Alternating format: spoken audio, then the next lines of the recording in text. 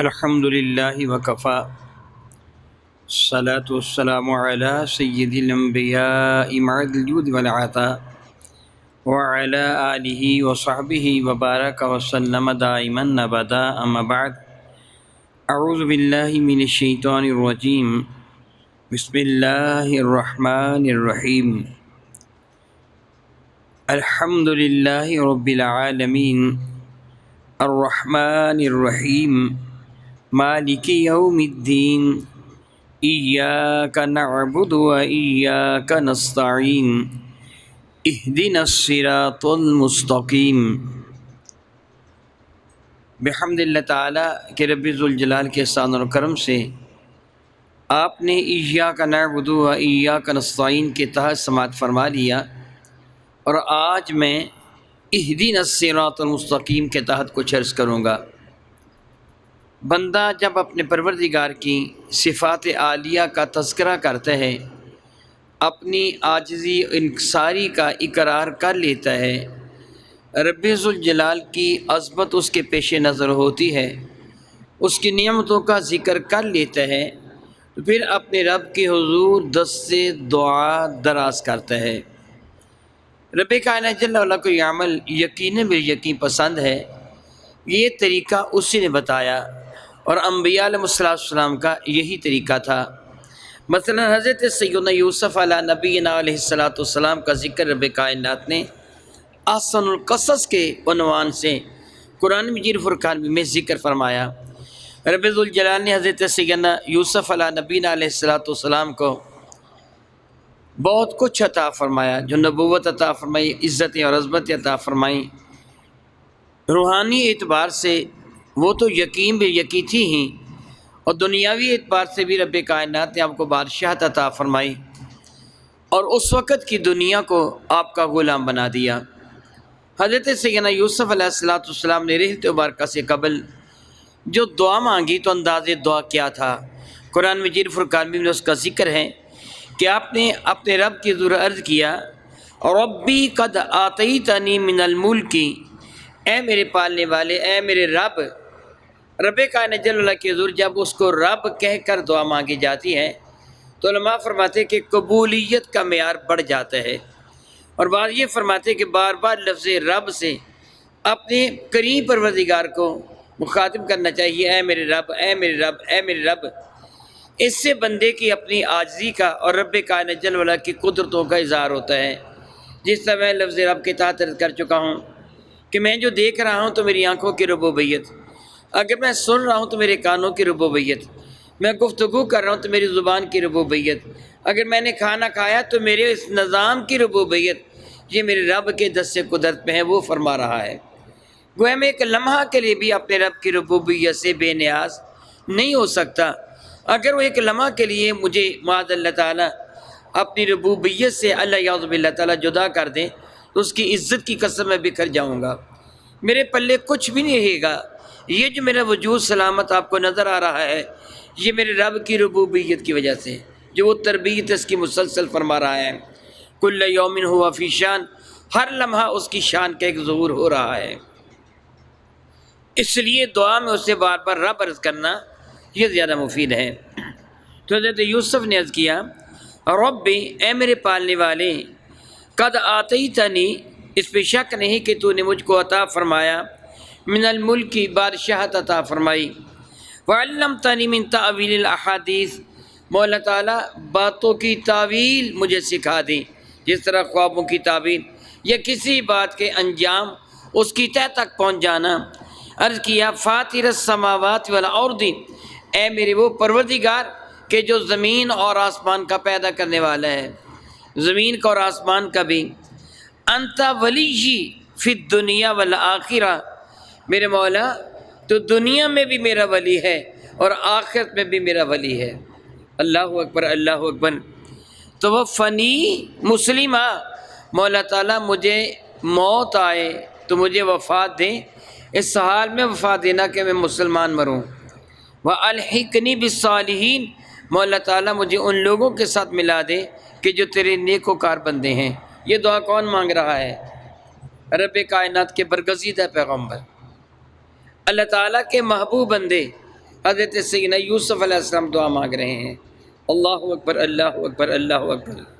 دعا میں عاجزی اور انکساری کی ضرورت ہے۔ بندہ اپنی عاجزی کا اقرار کرتا ہے اور اپنے رب کی عظمتوں کا ذکر کرتا ہوا اس سے مانگتا ہے۔ اور دیکھیے نبی ہوتے ہوئے یہ عرض کر رہے ہیں، مولا مجھے موت آئے تو حالت اسلام میں موت آئے، یعنی میں تیرے حضور گردن جھکانے والا ہوں۔ میرے کریم کا ارشاد گرامی قدر، من آخر کلامہ لا الہ الا اللہ فدخل الجنہ، جس کا آخری کلام کلمہ طیبہ ہوا اللہ تعالیٰ سے جنت میں داخل فرما دے گا۔ میں دعا کرتا ہوں رب کائنات اس قرآن عظیم کے صدقہ سے ہم سب کو مرنے سے پہلے سچے دل سے کلمہ طیبہ پڑھنے اور توبہ کی توفیق عطا فرما دینا۔ حضرت سیدنا یوسف علیہ السلام عرض کرتے، مولا تعالیٰ جب میں مروں، مسلمان مروں، مولا تعالیٰ مجھے نیکوکاروں کے ساتھ شامل فرما لینا۔ یہ تو خود نیکوکار تھے، اللہ کے نبی تھے، مگر دعا یوں ہی مانگ رہے ہیں۔ میرے نبی بھی اسی طرح کی دعا مانگتے تھے، اور آخری وقت آپ نے یہی عرض کیا تھا کہ اللہ تعالیٰ جل وعلا مجھے نیکوں کے ساتھ، رفیق اعلیٰ کے ساتھ، اے اللہ تعالیٰ جل وعلا مجھے شامل فرما لے۔ یہاں رب کائنات جل وعلا ہمیں ایک دعا سکھا رہا ہے کہ تم میری عزتوں کا، عظمتوں کا ذکر کرنے کے بعد اپنے لیے دعا مانگو، اہدنا الصراط المستقیم۔ یہاں میں ایک تصحیح کر دوں، بعض اوقات معاذ اللہ تعالیٰ ہم اہدنا الصراط پڑھتے ہیں۔ کس طرح پڑھتے ہیں؟ اہدی، ہا کے نیچے زیر پڑھتے ہیں، اور یہ غلط ہے۔ یہ دعائیہ انداز میں امر کا صیغہ ہے۔ اہدنا، ہا کو ہم ساکن پڑھیں گے، اہدنا الصراط، اہدنا الصراط غلط ہوگا، اس کی تصحیح فرما لیجئے، اہدنا الصراط المستقیم۔ اے اللہ تعالیٰ اہدنا، تو ہم کو ہدایت دے دیں، صراط المستقیم، اس راستے کی کہ جو مستقیم ہے۔ سرتن کا لفظی معنی ہوتا ہے نگل لینا، راستہ ابھی طے کرتا چلا جاتا ہے، گویا جس طرح چیز نگلی جا رہی ہوتی ہے، اس لیے راستے کو صراط کہتے ہیں۔ مستقیم، مساوی، متوازی، برابر، سیدھا راستہ۔ خط مستقیم اس خط کو کہتے ہیں، اس لکیر کو کہتے ہیں جو دو مقامات کو، دو نقطوں کو ملانے والا سب سے چھوٹا خط ہوتا ہے، وہ خط مستقیم ہے۔ یعنی دو نقطے ہوں، ان دونوں کے درمیان جو بالکل سیدھی لکیر ہوتی ہے، یہ کیا کہلواتی ہے؟ خط مستقیم۔ اور اگر اس کو ٹیڑھا لے جایا جائے، زگ زیگ لگایا جائے، تو جتنے زگ زیگ وہ ٹیڑھے پن زیادہ ہوں گے اتنی زیادہ وہ لمبی ہو جائے گی، اور اگر بالکل سیدھی ہوگی تو اسی قدر وہ کم ہوگی۔ تو مستقیم وہ راستہ جو قریب ترین راستہ ہے، اور وہ راستہ جو سیدھا راستہ ہے۔ پھر بندہ اپنے رب کی حضور اس راستے کی وضاحت عرض کرتا ہے، اور یہ سکھایا میرے رب نے ہے۔ جب اپنے رب کو یہ عرض کر دیا مولا تعالیٰ مجھے صراط مستقیم پہ چلانا، تو اس کے سامنے وضاحت کرنے کی ضرورت کیا ہے کہ صراط مستقیم کیا ہے۔ یہ وضاحت تو اس کے سامنے کی جاتی ہے کہ جسے پتہ نہ ہو، جسے پتہ ہے اسے بتانے کی ضرورت کیا ہے۔ میں چندیت علامہ میں بیٹھا ہوں، میں کسی کو کہوں مجھے مانا والا پہنچا دو، اگر مجھے پتہ ہے کسی مانا والا کا پتہ ہے کہ راستہ کون سا ہے، تو پھر مجھے بتانے کی ضرورت نہیں، بس اتنا ہی کہہ دینا کافی، میں نے مانا والا جانا ہے۔ جس طرح آپ بھی رکشہ ڈرائیور سے یہ کہہ دیتے میں نے مانا والا جانا ہے، لیکن آپ اسے یہ نہیں کہتے یہاں سے چل، سوا کراس کر، سامنے ایک سڑک آئے گی، اور جو دائیں بائیں جا رہی ہوگی، بائیں نہ جانا بنوے کو چلی جاتی ہے، دائیں جانب جانا باغی وال کو چلی جاتی ہے۔ پھر آپ سارے کا سارا راستہ مانا والا تک اسے سمجھائیں، اس کا جواب کیا ہوگا؟ بھائی خاموشی سے بیٹھے رہو، مجھے پتہ ہے مانا والا کہاں ہے، میں لے جاؤں گا تمہیں۔ جس کو پتہ اس کو بتانے کی ضرورت نہیں، بتائے اسے جاتا ہے جس کو پتہ نہیں ہوا کرتا۔ میرا اللہ تو علام الغیوب ہے، اس کو بتانا تو بے وقوفی ہے، جہالت ہے، مگر میرا اللہ ارشاد فرماتے ہیں کہ تو یوں عرض کرو کہ مولا تعالیٰ ہمیں سیدھی راہ پہ چلا۔ کس راہ پہ؟ صراط الذین انعمت علیہم، ان لوگوں کی راہ پر چلا کہ جن پر تیری نعمتوں کا نزول ہوا ہے، ان کی راہ پہ چلانا۔ یہ کیوں فرمایا؟ اس لیے کہ اے چلنے والے، جب تو چل رہا ہو، اب براہ راست تیرا رب تو تیری جانب کو وحی نازل نہیں فرمائے گا۔ رسول رحمت اس کائنات فانی سے عالم بقا کی جانب تشریف لے جا چکے ہیں، انتقال فرما گئے ہیں۔ اب ان کے تو نقشے قدم پہ چلے گا تو سنا کے چلے گا، براہ راست تو تجھے پتہ نہیں ہے، لوگوں سے پوچھے گا نا۔ تو پھر کئی راستے ہیں، ہر ایک کا دعویٰ ہوگا میں جو لے جا رہا ہوں یہی سیدھا راستہ ہے۔ اصل سیدھا راستہ کیا ہے؟ محبوب مکرم کے دربار مقدس تک پہنچ جانا اور ان کے وسیلہ سے پھر اللہ تعالیٰ تک پہنچنا۔ میرا اللہ میرے نبی کو فرماتا ہے انک لا تہدی الی صراط مستقیم، اے محبوب مکرم تم ہی لوگوں کو صراط مستقیم کی دعوت دیتے ہو، اس راہ پر چلاتے ہو۔ تو اب نبی کے راستے پر چلنا ہی صراط مستقیم ہے۔ آج دنیا میں کتنے فرقے ہیں؟ ہر فرقہ، ہر ٹولہ، ہر جماعت، ہر دھڑا، ہر گروہ یہ دعویٰ کر رہا ہے میں صراط مستقیم پر ہوں، بلکہ یوں کہ یہ بعض فرد ہیں اور وہ دعویٰ کر رہے ہیں کہ میں صراط مستقیم پر ہوں۔ آپ مرزائیوں کو ہی لے لیجئے جو غیر مسلم ہیں، آپ ان سے پوچھئے کتنے بڑے بڑے وہ دنیاوی اعتبار سے عہدوں پہ فائز، دنیاوی اعتبار سے دنیا کے علم رکھنے والے کتنے بڑے بڑے ہیں جو مرزائی ہیں، ان سے پوچھے وہ کہتے ہیں میں صراط مستقیم پہ ہوں۔ ہمارے سوا باقی سارے کے سارے گمراہ ہیں، ہر کسی کا یہی دعویٰ ہے۔ تو پھر تجھے کیسے پتہ چلے گا کہ جو میری دعا ہے میرے اللہ نے اس کو شفع قبول سے نوازا، کہ جب تو اس راہ پہ چلے گا کہ جس راہ پر اللہ کے ولی چل رہے ہیں، پھر تجھے پتہ چلے گا کہ تو صراط مستقیم پر ہے۔ اب میں نہایت اختصار سے ایک بات عرض کرتا ہوں، ذرا غور کیجئے اللہ کے ولیوں کا راستہ کون سا ہے، داتا صاحب کا راستہ کون سا ہے، غوث اعظم کا راستہ کون سا ہے، بابا صاحب کا راستہ کون سا ہے، صحابہ کرام کا راستہ کون سا ہے، اہل بیت مصطفیٰ کا راستہ کون سا ہے۔ الحمدللہ تعالیٰ ثم الحمدللہ تعالیٰ آپ جب تحقیق کریں گے تو آپ کو پتہ چلے گا یہی راستہ اہل سنت و جماعت کا راستہ ہے۔ الحمدللہ تعالیٰ ثم الحمدللہ تعالیٰ اس راہ پہ چلنے والا مطمئن ہو جاتا ہے کہ اسی درخت کو پھل لگتے ہیں جس کی جڑ سلامت ہوتی ہے۔ اللہ تعالیٰ نے اگر مرتبہ ولایت کسی کو عطا فرمایا تو دیکھیے اس کا تعلق کس مسلک کے ساتھ تھا جس کو اللہ نے مرتبہ ولایت عطا فرمایا۔ بحمد اللہ تعالیٰ ثم الحمدللہ تعالیٰ بندے کو پتہ چل جاتا ہے کہ میں صراط مستقیم پہ چل رہا ہوں یا کسی غلط راستے کو میں صراط مستقیم سمجھ کر اس راستے پہ چل رہا ہوں۔ تو بندہ عرض کرتا ہے مولا تعالیٰ صراط الذین انعمت علیہم، ان لوگوں کی راہ پر چلانا جن پر تیرے نعمتوں کا نزول ہوا۔ قرآن کریم کی بہترین تفسیر وہ ہے کہ جو قرآن مجید فرقان میں اپنی تفسیر خود فرمائے، یعنی اللہ تعالیٰ جو تفسیر بیان فرمائے، اس کے بعد وہ تفسیر سب سے اعلیٰ ہے جو میرے نبی ارشاد فرماتے ہیں، پھر اہل بیت اطہار اور صحابہ کی تفسیر، پھر تابعین، پھر تبع تابعین کی تفسیر، پھر علماء متقدمین کی تفسیر، آخر میں علماء متاخرین کی تفسیر کا وہ حصہ آئے گا۔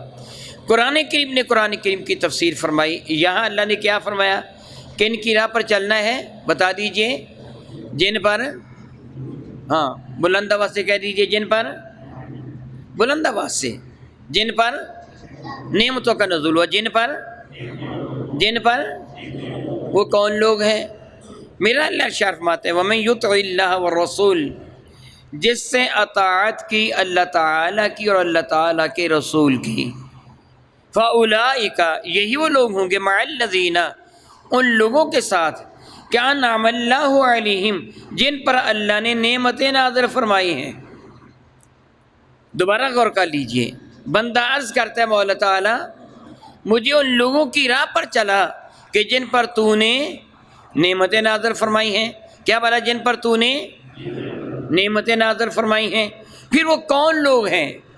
میرا اللہ ارشاد فرماتے ہیں وَمَن يُطِعِ اللَّهَ وَالرَّسُولَ، جو کوئی اطاعت کرے گا اللہ کی اور اللہ تعالیٰ کے رسول کی، پتہ چلا نعمتیں ان پہ نازل ہوئی ہیں جو اللہ اور اس کے رسول کے مطیع و فرما بردار ہیں۔ میں قبل ازیں بھی گفتگو کرتا ہوں یہ کہہ چکا ہوں، آج کل کے جعلی پیر جو کہتے بس ہماری بیعت ہو گیا اب تمہیں نماز کی ضرورت نہیں، ہماری نماز پڑی ہوئی ہے، سنتوں کے تارک، رسول مرشد رحمت عالم صلی اللہ علیہ وسلم کے طریقے کو چھوڑنے والے علماء کرام ارشاد فرماتے ہیں اگر تجھے فضا میں اڑتا ہوا بھی کوئی شخص ملے مگر رسول رحمت کی سنت کا تارک ہو، سمجھ لینا شیطان اس کو فضا میں اٹھائے لے جا رہا ہے۔ تیرے لیے جو دلیل ہے تقلید کی وہ سنت مصطفیٰ ہے، وہ میرے نبی کا طریقہ ہے۔ عربی کریم نے یہی ارشاد فرمایا ہے کہ وَمَن يُطِعِ اللَّهَ وَالرَّسُولَ، جس کسی نے اطاعت کی اللہ تعالیٰ کی اور اطاعت کی اللہ تعالیٰ جل وعلا کے رسول کی، ان کا حکم مانا، ان کے حکمات عالیہ کے سامنے اپنا سر تسلیم خم کر لیا، فَأُولَئِكَ، بھائی یہی وہ لوگ ہیں کہ انعم اللہ علیہم، جن پر رب کائنات نے اپنی نعمتوں کا نزول فرمایا۔ یہ کون ہیں؟ من النبیین، یہ انبیاء ہیں، سبحان اللہ سبحان اللہ، والصدیقین، یہ صدیق ہیں، والشہداء، یہ اللہ کی راہ میں اپنی جانوں کا نذرانہ پیش کرنے والے شہداء ہیں، والصالحین، یہ اللہ کے برگزیدہ بندے، اللہ کے ولی ہیں، اولیاء اللہ ہیں۔ رب کی فرماتے ہیں کیسے یہ پیارے ساتھی ہیں، من النبیین والصدیقین والشہداء والصالحین فحسن اولئک رفیقا، تو یہ کتنے پیارے ساتھی ہیں، کتنے بہترین ساتھی ہیں۔ تو گویا ان کی راہ پہ چلنے کے لیے ہمیں کیا کرنا ہوگا؟ اللہ اور اس کے رسول کی اطاعت کرنا ہوگی، اللہ اور اس کے رسول کی۔ رب کائنات جل وعلا نے اسی کا ذکر فرمایا، وَمَن يُطِعِ اللَّهَ وَالرَّسُولَ فَحَسُنَ أُولَٰئِكَ رَفِيقًا، تب ہے وَمَن يُطِعِ اللَّهَ وَالرَّسُولَ، جو اللہ اور اس کے رسول کی اطاعت کرتے ہیں، فَحَسُنَ أُولَٰئِكَ رَفِيقًا، یہ کتنے بہترین ساتھی ہیں، کون؟ جن کے اس کے درمیان ذکر ہوا، من النبیین والصدیقین والشہداء والصالحین۔ رب کائنات جل وعلا کی توفیق و ہمت عطا فرمائے، جب اللہ تعالیٰ جل وعلا اس کے رسول کا اطاعت گزار ایمان کے ساتھ دنیا سے جاتا ہے تو پھر اس کا مرتبہ مقام کیا ہوتا ہے، تھوڑا سا سن لیجیے۔ میری اور آپ کی ماں سیدہ عائشہ صدیقہ رضی اللہ تعالی عنہ سے مروی ہے کہ رسول مشرم رحمت عالم صلی اللہ علیہ وسلم جب جہان رنگبوز سے عالم بالا کی جانب تشریف لے جانے والے تھے تو آپ کی لاڈلی شہزادی سیدہ فاطمہ الزہرا سلام اللہ تعالی علیہا خدمت فیض درجت میں حاضر ہوئی۔ رسول رحمت صلی اللہ علیہ وسلم نے ان کو پکڑ کر ان کا کان اپنے مبارک منہ کے قریب کیا، سرکار لیٹے ہوئے تھے، اور کان میں کچھ کہا۔ یہ سن کر سیدہ فاطمہ الزہرا رونے لگیں۔ میرے کریم آ کر رسول اللہ نے جب ان کو روتے ہوئے دیکھا، دوبارہ ان کو پکڑ کر اپنے قریب کیا اور کان میں کچھ کہا تو آپ مسکرا دیں۔ عائشہ صدیقہ فرماتی ہے کہ میں نے حضرت سیدہ فاطمہ الزہرا سلام اللہ تعالیٰ علیہ سے پوچھا کہ فاطمہ، اتنا قریب رونا اور مسکرانا میں نے کبھی نہیں دیکھا کہ ایک آدمی رو رہا ہو بیک لگ تو مسکرا دے، میں نے کبھی نہیں دیکھا، کیا بتاؤ گی کہ رسول رحمت نے تمہیں کیا فرمایا تھا؟ تو حضرت فاطمہ نے انکار کر دیا، نہیں، میں اپنے ابا جان کا راز آپ کو نہیں بتا سکتی۔ میرے کریم جہان رنگبوز سے عالم بالا کی جانب تشریف لے گئے تو پھر ایک دن حضرت عائشہ صدیقہ نے سوال کیا تو حضرت سیدہ فاطمہ الزہرا نے جواب میں ارشاد فرمایا کہ پہلی مرتبہ رسول رحمت نے مجھے فرمایا تھا، اے فاطمہ اب میں دنیا سے جانے والا ہوں۔ میں رونے لگی۔ پھر حضور نے مجھے اپنے قریب کر کے فرمایا، میرے اہل بیت میں سب سے پہلے تم مجھے ملو گی۔ میں خوش ہو گئی۔ اسی طرح امہات المومنین کو میرے کریم آقا نے فرمایا، جس کے ہاتھ سب سے زیادہ لمبے ہیں، مراد جو سب سے زیادہ سخی ہیں، وہ سب سے پہلے تم میں سے میرے ساتھ ملے گی۔ سیدنا بلال حبشی رضی اللہ تعالیٰ عنہ جب رحلت مبارکہ کا وقت قریب آیا تو آپ مسکرانے لگے۔ آپ کی زوجہ محترمہ قریب بیٹھی تھی اور رو رہی تھیں۔ وہ عرض کرنے لگی، بلال ہم تو رو رہے ہیں، تم مسکرا رہے ہو، کیا تم ہم سے بیزار ہو کہ دنیا سے جاتے وقت مسکرا رہے ہو کہ میری جان بچ گئی، چھوٹ گئی میری جان اس سے؟ کیا آپ کو مجھ سے محبت نہیں ہے جو آپ جاتے وقت مسکراتے ہو جا رہے ہو کہ جدائی کے وقت تو انسان روتا ہے؟ سیدنا بلال فرمانے لگے، دراصل بات یہ ہے، مجھے یقین ہے کہ ادھر موت کے ساتھ میری آنکھیں بند ہوں گی، ادھر بارگاہ مصطفیٰ میں میری حاضری ہو جائے گی۔ میں نے یہ واقعات اس لیے سنائے ہیں کہ ایمان والا اللہ قبول کرے تو مرتے ہی بارگاہ مصطفیٰ میں چلا جاتا ہے۔ تو دیکھیے کتنا اعلیٰ درجہ بن گیا کہ کسی کو رسول رحمت کی زیارت میسر آ جائے، قبر میں تو ہوگی ہی ہوگی نا، تو گویا نیک بندوں کے ارواح مقدسہ کو بارگاہ مصطفیٰ میں پیش کر دیا جاتا ہے، جن کے لیے اللہ چاہے، ضروری نہیں سارے، جن کے لیے اللہ چاہے تو بندہ اس بات کی تمنا کرتا ہے تو میرا اللہ اشار فرماتے ہیں پھر ان کے ساتھ بندے کو ملا دیا جاتا ہے ان برگزید روحوں کے ساتھ۔ بندہ عرض کرتا ہے کہ غیر المغضوب علیہم ولا الضالین، مولا مجھے ان لوگوں کی راہ پہ نہ چلانا کہ جن پر تیرا غضب ہوا اور جو صراط مستقیم سے بھٹکے ہوئے ہیں۔ حدیث مبارکہ سے ثابت ہے کہ مغضوب سے مراد یہودی ہیں اور ضالین سے مراد عیسائی ہیں۔ مطلقاً سارے کے سارے وہ گمراہ فرقے، وہ گمراہ جماعتیں، گمراہ ٹولے، گمراہ افراد جو صراط مستقیم سے بھٹکے ہوئے۔ ضال گمراہ، گمراہ کا معنی کیا بنا، اس کو الگ الگ کر لیجئے۔ گم راہ، کیا بنا؟ گم راہ کیا معنی بنا؟ جو راستہ بھول گیا ہے، جس کا راستہ گم ہو گیا ہے۔ ہم گمراہ ملا کے جملہ کہہ دیتے ہیں اور سمجھ نہیں لگتی کہ گمراہ کسے کہتے ہیں۔ اصل یہ کیا ہے، جس کا راستہ گم ہو گیا ہے، جسے راستہ سجائی دیتا ہی نہیں ہے، وہ اندھا اور بہرا، جس کو سنتا بھی نہیں، جس کو نظر بھی نہیں آتا، وہ کسی راہ پہ چلے تو اس کے لیے وہ راستہ گم ہوتا ہے کہ نہ وہ سن کر سیدھی راہ پہ آ سکتا ہے، نہ وہ دیکھ کر سیدھی راہ کو اپنا سکتا ہے۔ گویا وہ ایسا شخص جس کے لیے میرا اللہ فرماتا ہے سمن بکمن عمیون، بہرے ہیں، گنگے ہیں، اندھے ہیں۔ بہرے نہ ہوتے تو سن لیتے، گنگے نہ ہوتے تو پوچھ لیتے، اندھے نہ ہوتے تو نظر آ جاتا۔ گویا حقیقتاً گمراہ وہ ہے کہ جو نہ سنتا ہے حق بات کو، نہ دیکھتا ہے اللہ اور اس کے رسول کی شان کو، اور نہ وہ معاذ اللہ تعالیٰ سماذ اللہ تعالیٰ کسی سے پوچھتا ہے، کہتا ہے میں ہی کافی ہوں۔ بہرا ہے، اندھا ہے، گنگا ہے، یہ گمراہ ہے۔ بندہ عرض کرتا ہے مولا تعالیٰ مجھے گمراہ نہ رکھنا، مجھے ان لوگوں کی راہ پہ چلانا جن پر تیرے نعمتوں کا نزول ہوا۔ آخر میں آمین کہنا میرے نبی کی سنت ہے۔ میرے کریم علیہ تحیۃ السلام نے کسی کو دیکھا تھا بڑے الہا اور بڑے زاری کے ساتھ، بڑی عاجزی انکساری کے ساتھ اپنے رب سے دعا مانگ رہا تھا۔ میں آداب دعا میں تھوڑی سی بات عرض کر دوں۔ حدیث مبارکہ کا مفہوم بنتے ہیں ٹمپریری انداز میں دعا نہ مانگیے۔ تیرا دھیان کسی اور طرف ہو تو دعا مانگ رہا، ربنا آتنا فی الدنیا حسنۃ، اور خیال کسی اور طرف ہو، یوں دعا کو میرا اللہ رد فرما دیتا ہے۔ میرے کریم آقا کے ارشاد گرامی قدر کا مفہوم بنتا ہے، میں مفہوم بیان کر رہا ہوں، ترجمہ نہیں، یاد رکھیے۔ مفہوم یوں بنتا ہے جس طرح ایک چھوٹا بچہ اپنی ماں سے ضد کر کے مانگتا ہے اور اس عزم عقیدے کے ساتھ مانگتا ہے کہ میری ماں میری ضد کو پورا کر دے گی، وہ ضد میں نے یہ چیز لینی ہے اور میں نے یہ چیز لینی ہے۔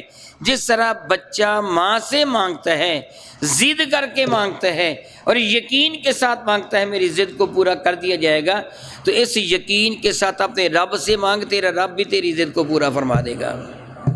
اس طرح دعا مانگ اپنے رب سے۔ تو میرے نبی نے دیکھا ایک آدمی دعا مانگ رہا ہے تو حضور فرمانے گے اگر اس پر مہر لگا دی تو اس کی دعا قبول ہو جائے گی۔ تو صحابہ کرام نے کہا یا رسول اللہ مہر کیا ہے؟ میرے کریم نے فرمایا آمین کا کہنا۔